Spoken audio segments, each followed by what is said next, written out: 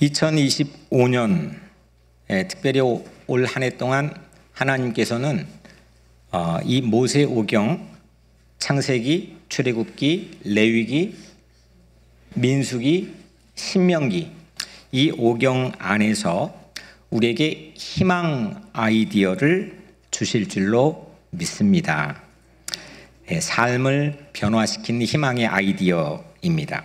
첫 번째 아이디어는 야곱, we can do it. 갈렙의 고백이었죠. 할 수 있다. 할 수 있다.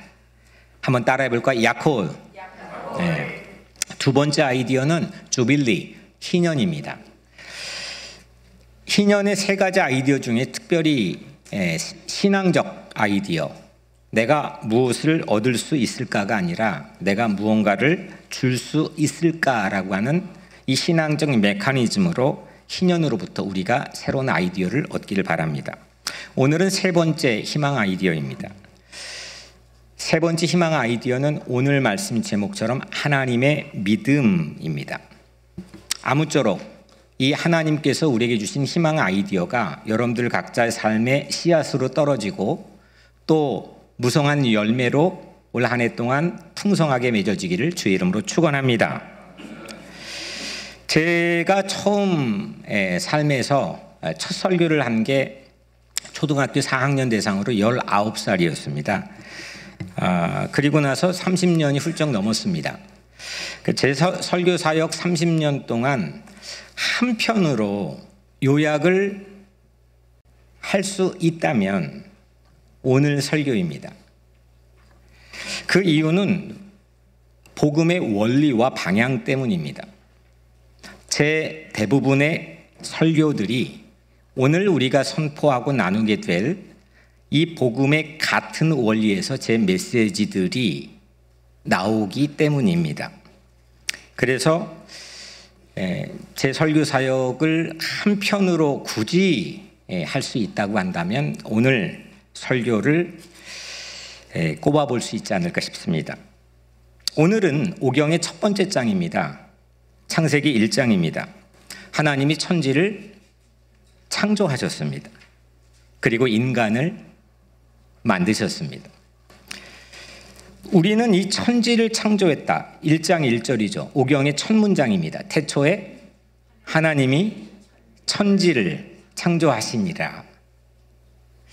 다 외울 정도로 익숙한 말씀입니다. 하지만 이 크기를 잘 인식하진 못하고 살아갑니다. 실제 만드신 천지의 크기, 그리고 그걸 만드신 창조주인 하나님의 크기, 이거를 우리가 잘 가늠하지 못하고 살아가는 경우가 대부분인 것 같습니다. 보이는 하늘만큼, 내 눈에 보이는 하늘만큼만 보는 것도 특별히 사이클이 빠르게 돌아가는 이 뉴욕에서는 매우 쉽지 않습니다.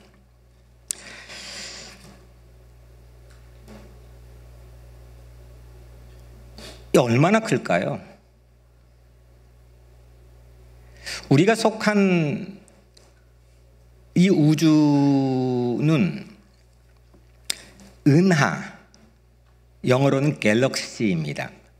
이 은하가 1000억 개가 있다고 합니다. 인간이 관찰 범위에 들어온 은하가 1000억 개의 은하가 있습니다. 이 은하마다 스스로 빛을 내는 태양 같은 별이죠. 그걸 별이라고 부릅니다. 이 태양 같은 별이 한 은하당 1000억 개의 별이 있습니다. 그러니까 1000억 개의 별이 모여서 한 개의 은하가 되는 거죠. 그러니까 이런 은하가 또 몇 개요? 1000억 개. 가늠이 됩니까? 태양이라고 하는 스스로 빛을 발하는 별 한 개에 지구가 딸려 있는 거죠. 수, 금, 지, 화, 목, 토, 그 다음 모르겠네요. 여튼 이 지구는 이 별에 딸려 있는 행성에 불과합니다.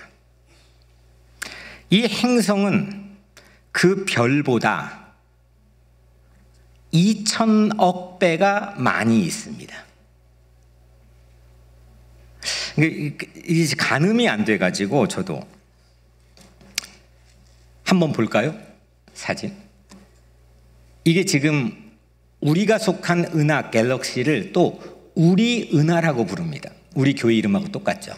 예, 영어로는 Milky Way Galaxy. 이게 우리 은하입니다. 저게 지금 몇 개의 별이 모였다고요? 1000억 개의 별. 그리고 그 한 개의 별에 몇 개의 행성이 있다고요? 1000억 개, 2000억 개. 저게 우리가 속한 은하인데 저 밑에 표시가 돼 있나요? 영어로 sun이라고 돼 있는데 저게 태양입니다. 그러니까 안 보여야 되는 거예요. 예, 안 보여요. 그러니까 태양이 지금 우리는 어마어마하게 크게 생각하잖아요. 근데 이 우주 안에서의 태양의 크기는 저 정도라는 거죠. 500년 전까지는, 그러니까 1600년 경까지는 인류는 천동설을 당연하게 믿었습니다. 본래 처음은 아니고 기원 전 6세기경에 피타고라스라고 하는 사람이 처음으로 지구는 둥글다, 지구는 무언가의 주변을 돌고 있다라고 처음 얘기했습니다. 그리스 철학은 그래서 지동설을 처음 얘기한 셈입니다. 그러다가 이게 이집트로 갔습니다. 천문학의 발달이 이집트에 펼쳐집니다. 그 예수님 시대의 동방 박사들도 그런 배경 안에서 출현하는 겁니다. 그런데 예수님 시대의 로마의 제국은 기독교를 공인하면서 이 지동설을 불온하다고 여겨서 이야기하지 못하게 했습니다. 그리고 천동설, 지구가 중심이고 지구 주변을 태양과 행성들이 돌고 있다, 이걸 천동설이라고 하죠. 이게 중세 1000년 동안 모든 사람들이 당연하게 믿어왔던 겁니다. 그러다가 코페르니쿠스나 케틀러나 이런 과학자, 갈릴레오나 이런 과학자에 의해서 500년 전에 아니다, 지동설을 주장했죠. 지구가 태양 중심을 돌고 있다. 그런데 이제는 지동설도 깨진 지는 100년이 넘었습니다. 당연하게 지구는 그래도 돈다라고 여러분들 지금도 여전히 생각할지는 모르겠지만, 저렇게 태양이 은하를 중심으로 공전합니다. 속도는 초속 200km. 어마어마한 속도입니다. 태양은 질주하는 겁니다. 어느 정도의 속도냐면 태양 주위를 지구가 어느 정도의 속도로 도냐면 초속 30km입니다.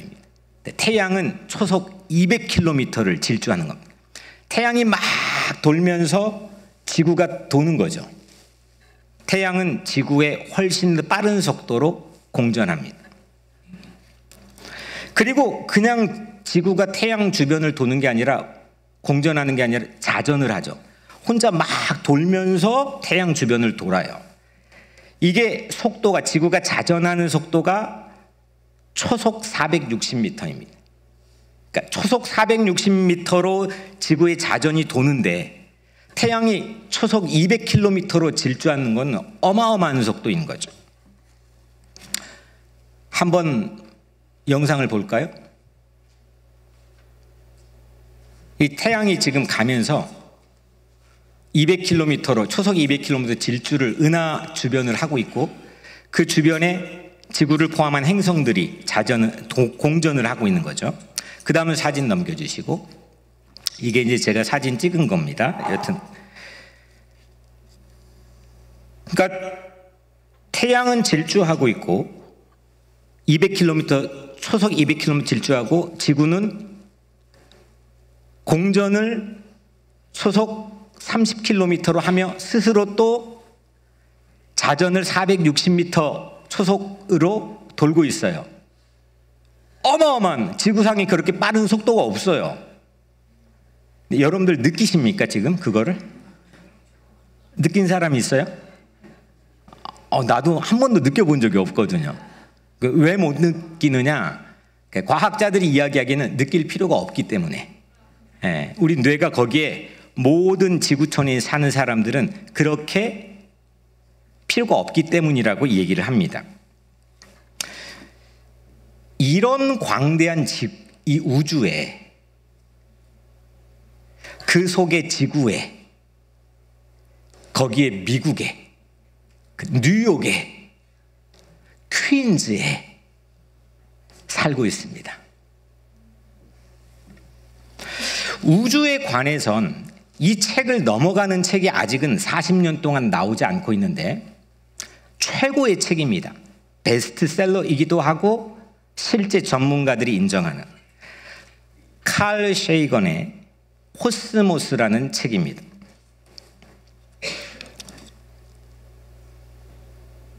(1990년 2월 14일)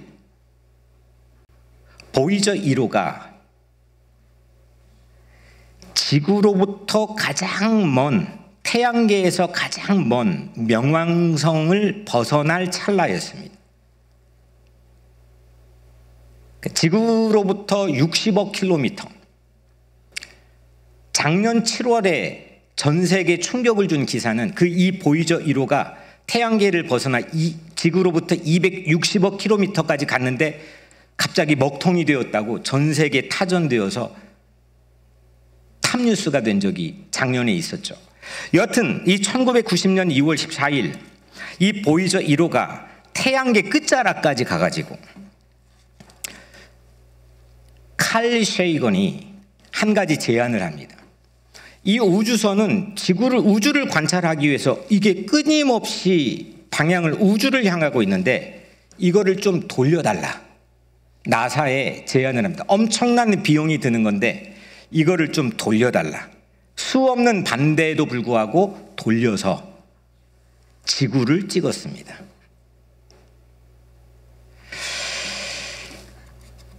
한번 사진을 좀 보여주실까요? 저게 지구입니다. 가운데 하얀 거 있죠? 이 붉은 선은 카메라 비치고 이게 그래도 보정된 사진인데 우주 속에 먼지 한 알갱이 정도가 지구라는 겁니다. 이 사진에 전 세계가 경악을 했고 과학자들은 충격을 받았습니다. 저 사진을 받은 칼 셰이건이 남긴 아주 유명한 그의 글을 잠깐 소개를 합니다. That's here. That's home. That's us. 여기가, 저 점이 여기입니다. 저 점이 우리의 집입니다. 저 점이 우리입니다. 그 위에서 당신이 사랑했던 모든 사람, 당신이 알고 있는 모든 사람, 당신이 들어봤던 모든 사람, 지금까지 존재하는 모든 인간이 그들의 삶을 저 점에서 살아갔습니다. 우리의 기쁨과 고통이 모두 모여 있는 곳입니다.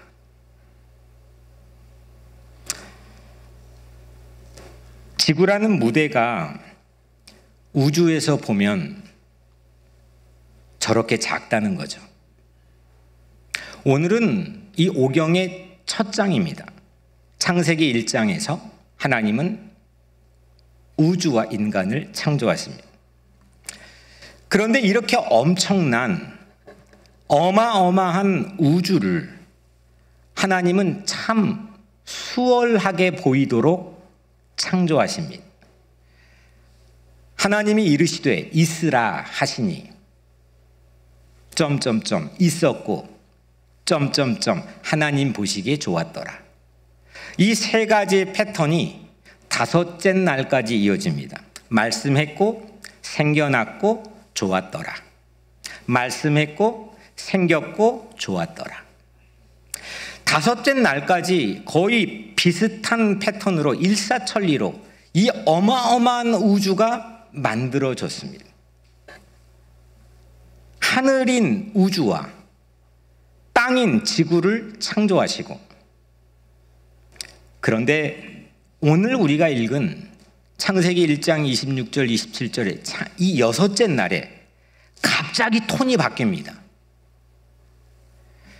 다섯째 날까지는 이르시되, 예전 성경으로는 가라사대, 말씀했다는 거죠. 명령한 겁니다. 있으라 했더니 생겨났습니다. 근데 이 여섯째 날 하나님은 마치 제안하시는 투로 인간을 만들기 시작합니다. 창세기 1장 26절 하나님이 이르시되 우리의 형상을 따라 우리 모양대로 우리가 사람을 만들자. 그들로 바다의 물고기와 하늘의 새와 가축과 온 땅과 땅에 기는 모든 것을 다스리게 하자 하시고, 사람을 만들자, 다스리게 하자. 제안, 갑자기 투가 명령에서 제안하시는 투로 바뀌셨습니다. 이 제안이라고 하는 것은 명령보다는 간단치가 않습니다. 동의가 필요합니다. 제청이 필요합니다. 합의의 과정이 필요합니다. 여섯째 날에 처음 소개된 우리의 형상을 따라 우리의 모양으로 우리가 사람을 만들자. 이 우리는 이후에 우리의 기독교 신앙 안에서는 삼위일체 하나님으로 고백합니다. 하나님은 인간이라고 하는 호모사피엔스를 만드시면서 무언가 이전 명령한 것과는 다른 하나님의 고심을 우리에게 보여주시는 듯합니다. 실제로 하나님 만드신 인간은 우리의 현실에서 우리가 다 알고 있는 것처럼, 하지만 안 보이는 것처럼 여기는 이 인간은 장차 위험한 존재가 됩니다. 제럴드 다이아몬드라는, 제가 언젠가 주일 설교 때 말씀드렸던 책인데, 총균쇠라고 하는 이 지금 수없는 시간 동안 베스트셀러가 되고 있는 이 총균쇠라고 하는 책을 보면 인류의 문명의 변화를 보여주는데, 총이라고 하는 이 문명의 변화로 사람들을 죽이고 정복했습니다. 그런데 이 총보다 더 강력한 건 균이라는 거죠. 이 균이 전염되면 더 강력하게 더 많은 사람들을 수없이 죽게 했다는 겁니다. 인간이 움직이고 지나가면 파괴된다는 거죠. 면역력을 가진 집단이 다른 집단을 멸망시켰습니다. 쇠는 기술의 발달로 우리가 살고 있는 이 삶의 터전인 지구를 상당히 파괴하고 있습니다. 이런 인간의 위험성, 이거를 보이저 1호가 찍은 사진을 딱 보고 칼 쉐이돈이 좀 전에 소개했던 그 글 다음에 또 이렇게 글을 씁니다. 명문인데, 우주라는 광대한 스타디움에서 지구는 아주 작은 무대에 불과하다. 인류 역사의 무수한 장군과 황제들이 저 작은 점의 극히 일부를 아주 잠깐 찾으려고 죽인 사람들, 강물처럼 흘렸던 그들의 피를 생각해보라. 저 작은 픽셀의 한 구석 사람들이 같은 픽셀 다른 쪽에 분간하기 어려울 정도로 비슷한 사람들에게 저지른 만행을 생각해보라. 저 창백한 푸른 점을 보라. 인류가 얼마나 어리석은지 가장 잘 보여주는 것이 우리가 사는 세상을 멀리서 보여주는 바로 이 사진이다. 이 두피가 몇 미리도 아니고 조금의 차이로 두꺼운 것, 얇은 것, 그걸로 색조가 나타나 인종이 구분되는 그 차이, 이 얼굴의 형태의 조금의 몇 미리의 각도 차이로 인종과 문화, 민족에 구분되는 그 차이로 얼마나 많은 사람들이 별것도 아닌 차이로 죽였습니까? 이 조그만한 이 무대 안에서 저 사진 정도를 보고 칼 쉐이돈이 이런 느낌과 생각을 가졌다면 이 사진과는 비견되지 않을 정도로 훨씬 웅장한 사진을 보여주고 있는 이 창세기 1장, 이 창세기 1장을 우리가 읽는다면 우리는 칼 쉐이돈의 글과 비슷하게 생각해야만 하는 거 아닐까요? 그냥 기계 찍어내듯이 우리를 만든 걸까요? 이 우주 안에서 창조주 하나님은 그 어떤 위험을 감수하고 사람을 왜 만드셨을까요? 나를 왜 만드셨을까요? 여러분들은 왜 만들어 사용되어 살아오고 있습니까? 하나님은 인간을 만드실 때 그 순간의 마음은 무엇이었을까요?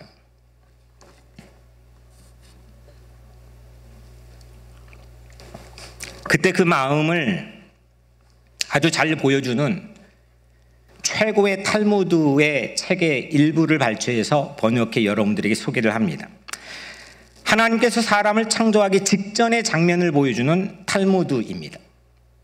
이 다음 소개하는 이야기는 기원 후 5세기, 지금부터 1500년 전이죠. 바벨로니아 탈무드, 최고의 유대인들이 권위로 쳐주는 바벨로니아 탈무드에서 발췌해와서 소개하는 글입니다. 지금부터 읽겠습니다. 하나님께서 사람을 창조하러 오셨을 때 먼저 섬기는 천사들을 창조하시고 그들에게 물으셨습니다. 우리의 형상대로 사람을 만드는데 너희들은 동의하는가? 천사들은 이렇게 답합니다. 무슨 일을 하시려는 것입니까? 하나님은 인류의 역사를 보여주시자 천사들이 이렇게 답합니다. 사람이 무엇이기에 주께서 그를 생각하시나이까? 이건 시편 8편 4절에 다윗이 고백한 내용과 동일한 거죠. 사람이 무엇이기에 주께서 그를 생각하시나이까? 사람을 창조하지 마십시오. 하나님은 천사들을 멸하셨습니다. 하나님은 두 번째 천사들을 만드시고 같은 질문을 하셨고 천사들은 같은 대답을 했고 하나님은 그들도 멸망시켰습니다. 하나님이 세 번째 천사들을 창조하시고 그들에게 물으셨고 그 천사들이 이렇게 답합니다. 첫 번째, 두 번째 천사들은 사람의 창조를 말렸지만 소용이 없었습니다. 당신이 듣지 않으셨습니다. 이 말씀 외에 무엇을 우리가 말할 수 있겠습니까? 우주는 당신의 것입니다. 당신이 원하는 대로 하십시오. 그러자 하나님께서 사람을 창조하셨다. 이후에 홍수 세대와 바벨탑 세대에 이르자 천사들이 대뜸 이렇게 말합니다. 첫 번째 천사들이 옳지 않았습니까? 인류의 타락이 얼마나 큽니까? 그러자 하나님이 답하셨습니다. 이 답은 이사야 46장 4절을 그대로 써놓은 하나님의 답입니다. 너희가 노년에 이르기까지 내가 그리하겠고 백발이 되기까지 내가 너희를 품을 것이라. 내가 지었은즉 내가 업을 것이요 내가 품고 구하여 내리라. 아니, 첫 번째 천사가 옳지 않았습니까? 이렇게 염려했던 일이 펼쳐지지 않았습니까? 이 천사들의 질문에 대한 답이 이사야 46장 4절. 그 인간들이 노년에 이르고 마지막 순간인 백발이 되어도 나는 내가 지었기 때문에 내가 그들을 업을 것이고 품을 것이고 구할 것이다. 이 탈무드의 이야기를 읽고 오늘 창세기 1장 26절 27절의 본문을 읽으면 본문에 담겨있는 행어간에 담겨있는 하나님의 마음, 하나님의 고심, 우리는 읽게 될 기회를 얻게 됩니다. 시편, 무수한 시편에 또 욥기에도 전도서에도 숱한 성경에 인간 창조가 결코 하나님에게 쉽지 않았다는 것을 성경은 우리에게 말하고 있습니다. 근데 우리는 쉽게 살아갑니다. 하나님조차도 피할 수 없었던 딜레마가, 감히 하나님조차도 피할 수 없었던 딜레마가 인간 창조였는지도 모릅니다. 하나님은 사람을 창조하시고 자유의지를 주심으로 우리가 본 것처럼 우주의 가능성을 무한하게 확장하여 여셨지만, 반면에 세계를 위험에 빠뜨리고 계신 것을 성경은 하나도 감추지 않고 처음부터 우리에게 보여주고 있지 않습니까? 사람을 창조했는데 아담과 하와가, 그의 자녀인 가인이, 또 라멕이, 노아 시대에 수없는 사람들이, 바벨탑을 지었던 사람들이, 그 뒤에도 수없는 열왕들과 사람들이, 그리고 오늘 우리까지 왔습니다.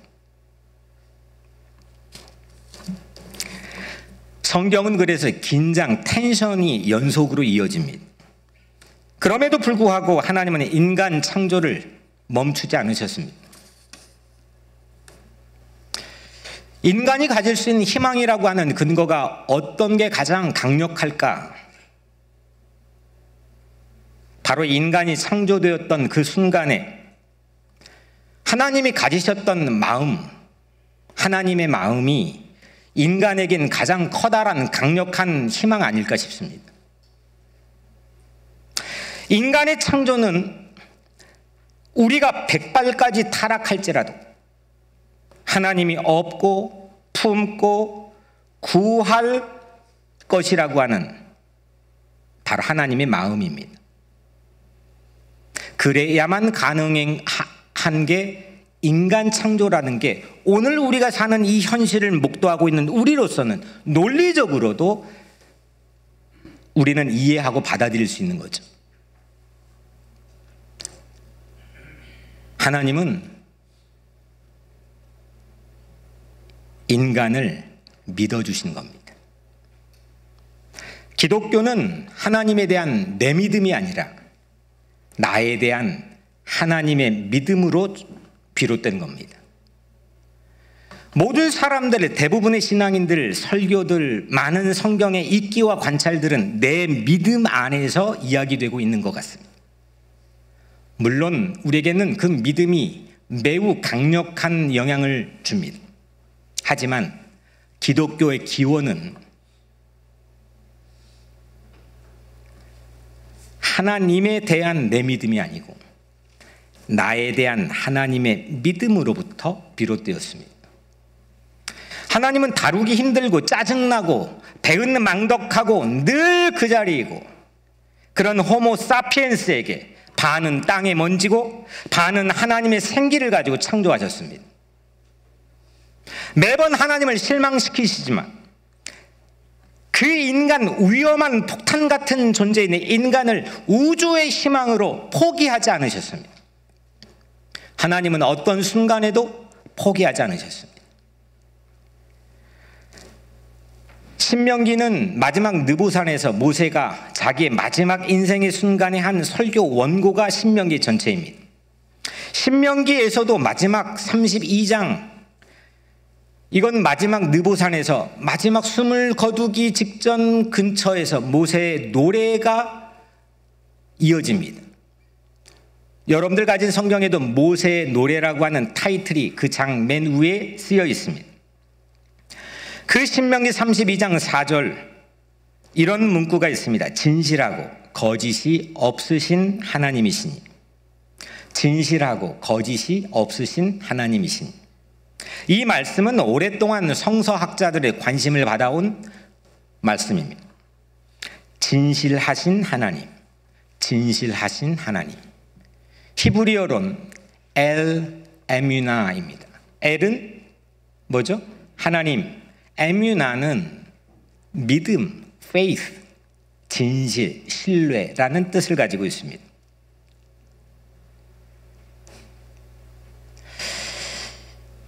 믿음은 우리가 해야 될 영역으로 생각하지만 이 오경의 총감독격인 모세, 오경의 총감독격인 모세는 자기 인생 마지막에 깨우친 겁니다.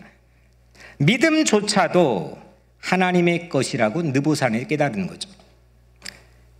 대부분의 성경 또한 이 진실하신 하나님을 믿음을 주시는 하나님으로 번역합니다. 우리가 하나님을 믿는 게 아니라 하나님께서 우리를 믿는 걸로 번역하고 있습니다. 이게 오경의 총감독격인 모세의 깨우침입니다. 그리고 오늘 모세의 오경의 첫 장을 그 맥락에서 우리에게 들려주고 있습니다.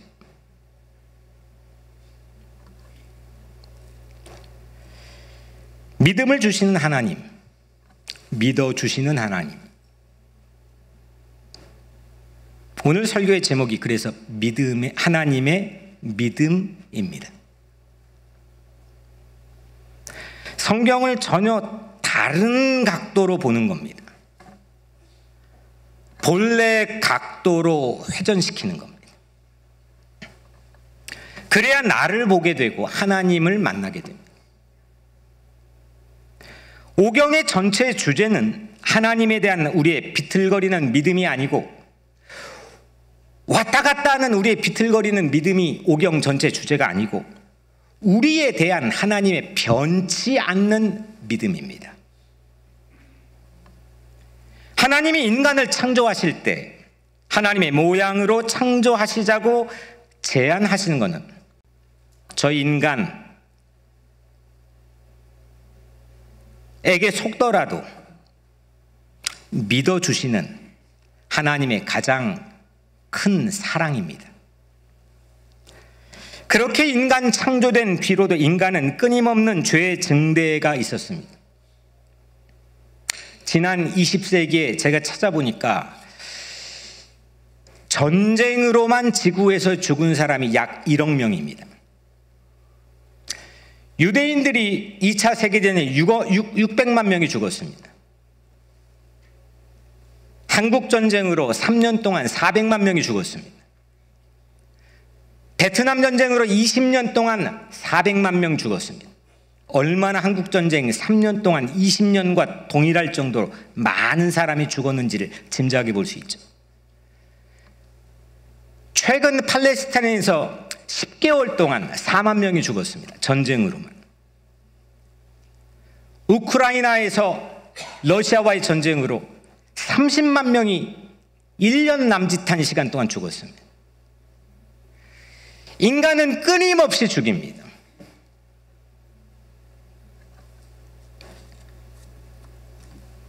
마치 시한폭탄처럼 그게 우리입니다. 그게 나입니다.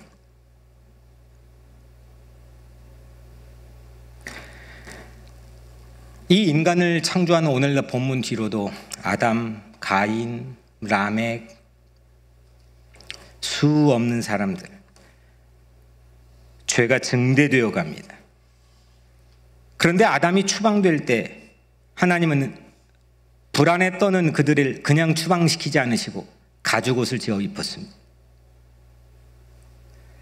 가인이 감히 자기 형제를 돌로 쳐 죽이는 끔찍한 첫 번째 인류의 살해,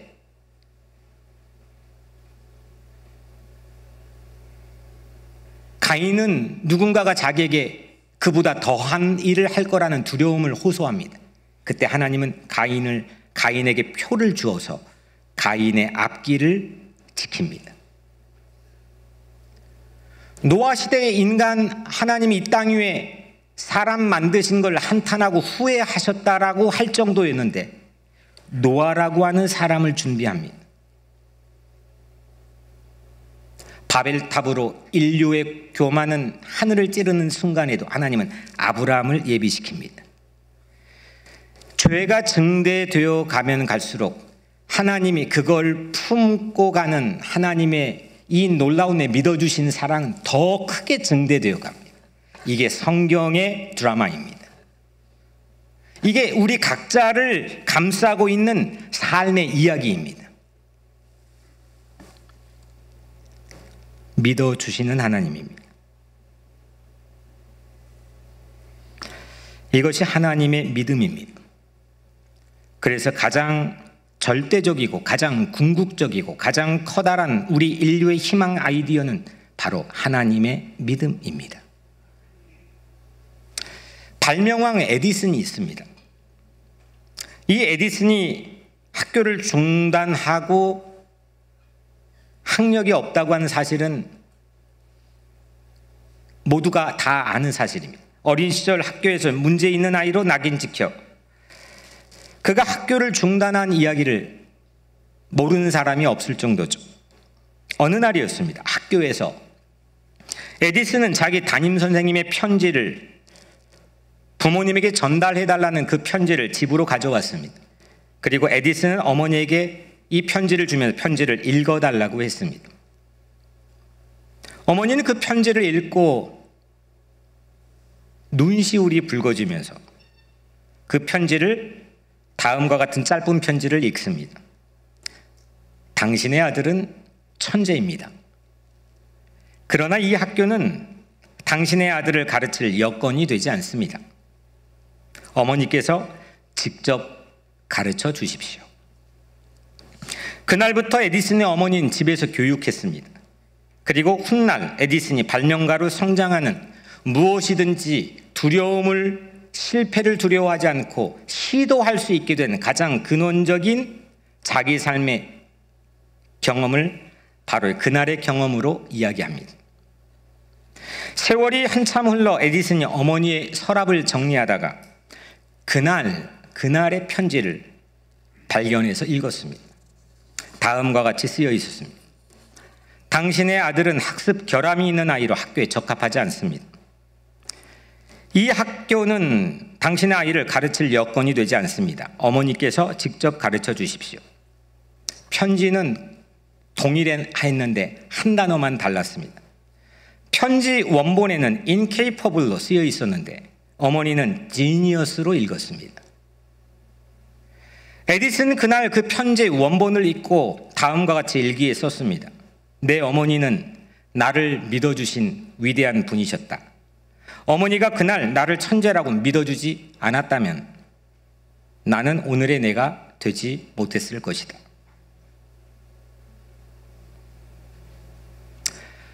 이 어머니의 이 편지를 단어 하나 incapable를 너 못해, 전응하여 자격이 안 돼, 결핍되었어. 이 한 단어를 지니어스로 바꾸어서 읽어줬던 그 어머니는 하나님께서 인간을 창조하신 순간 하나님의 마음을 우리에게 엿보이게 해줍니다.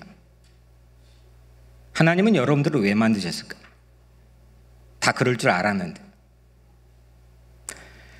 다 그럴 거라고 생각했는데 이 갤럭시의 온 은하계를 만들었던 하나님께서 왜 인간을, 왜 나를 만들어 주사위처럼 이 지구라는 창백한 푸른 점에 던져 놓았을까요?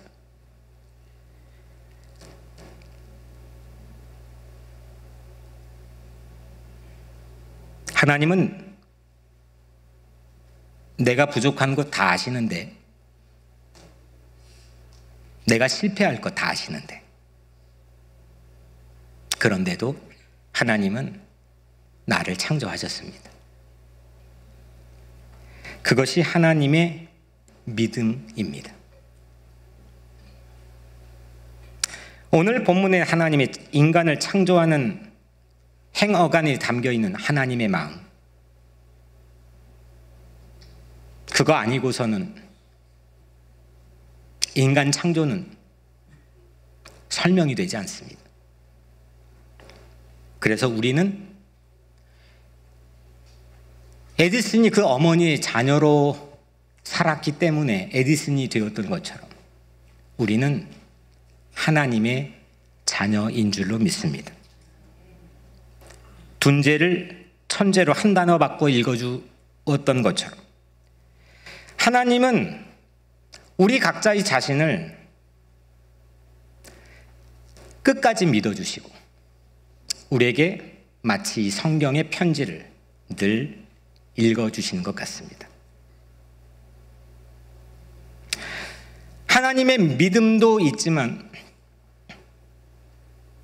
예수 그리스도의 믿음도 있습니다. 이건 제가 2008년 우리 교회 부임하기 전 우리 교회 부흥에 초청되어서 설교했던 4편의 설교 중에 한 편입니다. 당시 저는 로마서 1장 17절을 가지고 설교했었습니다. 로마서 1장 17절은 종교개혁의 슬로건이었고 1500년 이후에 지금까지도 전 세계를 지배하고 있습니다. 마틴 루터가 슬로건으로 들었던 로마서 1장 17절은 2개의 문장으로 이루어져 있죠. 복음에는 하나님의 의가 나타나서 믿음으로 믿음에 이르게 하나니. 두 번째, 기록된 바 오직 의인은 믿음으로 말미암아 살리라. 우리 대부분은 개신교의 후예들로 이 뒷문장인 오직 의인은 믿음으로 말미암아 살리라, 우리가 예수님을 믿는 이 뒷문장을 강조합니다. 가장 중요한 신앙적 교리로 삼습니다. 하지만 마틴 루터는 이 뒷문장도 중요했지만 앞문장을 더 강조했습니다. 그 앞문장은 복음에는 하나님의 의가 나타나서 믿음으로 믿음에 이르게 하나니입니다. 믿음으로 믿음에 이르게 하나니. 앞 믿음과 뒷 믿음이 우리 한글 영어 성경에는 다 동일하지만 원문에는, 헬라어 원문에는 완전히 totally 다릅니다. 앞에 믿음은 헬라어로 에크피스테오스, 에크는 전치사인데 from입니다. 출처, 기원, 어디서부터 기원이 됐는지, 다시 말하면 믿음의 기원입니다. 이 에크피스테오스는 예수 그리스도의 믿음을 가리킵니다. 그리고 뒤에 믿음인 에이스는 영어로 to입니다. 방향입니다. 목적지입니다. 믿음의 목적지이죠. 이건 우리의 믿음, 내 믿음입니다. 믿음에서 믿음에 이르게 하나니, 이건 예수 그리스도의 믿음이 내 믿음을 창조했다는 겁니다. 이게 인간의, 하나님의 두 번째 인간 창조죠. 예수 그리스도를 통해 우리를 거듭나게 하심으로 다시금 새로운 피조물로 창조했기 때문이죠. 마틴 루터는 이 말씀을 가지고 당시 천주교의 천년 잘못된 부패하는 교리 앞에 목숨을 내걸고 슬로건으로 이 말씀을 걸었습니다. 그리고 우리는 그의 후예가 되었죠. 우리가 예수를 믿기 전에 예수님이 심지어 십자가에 못 박혀 자기를 다 내던지기까지 우리를 믿어주셨다는 겁니다. 에베소서 2장 8절에 너희는 그 은혜에 의하여 믿음으로 말미암아 구원을 받았나니 이것은 너희에게서 난 것이 아니고 하나님의 선물이라. 아멘. 믿음으로 말미암아 구원을 받았으니 이것은 너희에게서 난 것이 아니고 하나님의 선물이라. 그 믿음은 내 결단이나 내 선택이나 내 자유의지의 발로에서 나온 게 아니고 하나님이 일방적으로 우리를 예수 그리스도를 통해서 믿어주신 하나님의 선물이라는 말씀입니다. 구원받는 믿음은 내게서 나온 게 아닙니다. 하나님의 선물인 줄로 믿습니다. 요한일서 4장 10절에는 사랑은 여기 있으니 우리가 하나님을 사랑한 것이 아니에요. 하나님이 우리를 사랑하사 우리 죄를 속하기 위하여 화목제물로 그 아들을 보내셨음이니라.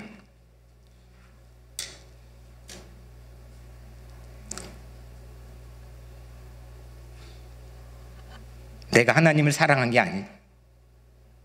하나님이 나를 먼저 사랑해 주신 겁니다. 내가 하나님을 믿는 것이 아니고 하나님이 나를 먼저 믿어주신 겁니다. 우리가 믿는 이 심리나 이 감정은 아침과 저녁이 다를 정도로 조석 간의 차이가 있습니다. 아침의 결단이 저녁까지 지속되지 못합니다. 내 심리나 감정에 기댄 믿음은 손쉽게 흔들립니다. 매번 흔들립니다. 환경의 지배를 받습니다. 그런데 우리가 아무리 흔들려도 하나님의 믿음은 흔들리지 않습니다. 하나님의 믿음은 독생자 예수를 죽게 하시기까지 흔들리지 않으셨습니다. 아우슈비츠 수용소 안에서 언제 죽을지 모르는 공포에 휩싸여 있는 유대인들이 벽에다 낙서를 하면서 자기의 삶을 하루하루 연명해가는 그 희망의 근거로 거기에 생존해 나왔던 이스라엘인들은 바로 이 하나님의 믿음이 그들에겐 절대적 희망이 되었다고 숱하게 증언했습니다. 내 믿음이 아니고 환경에 따라 움직여지고 절망과 희망, 천국과 지옥을 오르락 내리락 할 수 있는 내 결단이나 내 믿음이 아니고 하나님의 믿음이 거기에서 버티게 했다는 겁니다. 그래서 하나님의 믿음은 삶을 이어가게 만드는 가장 강력한 희망의 아이디어입니다.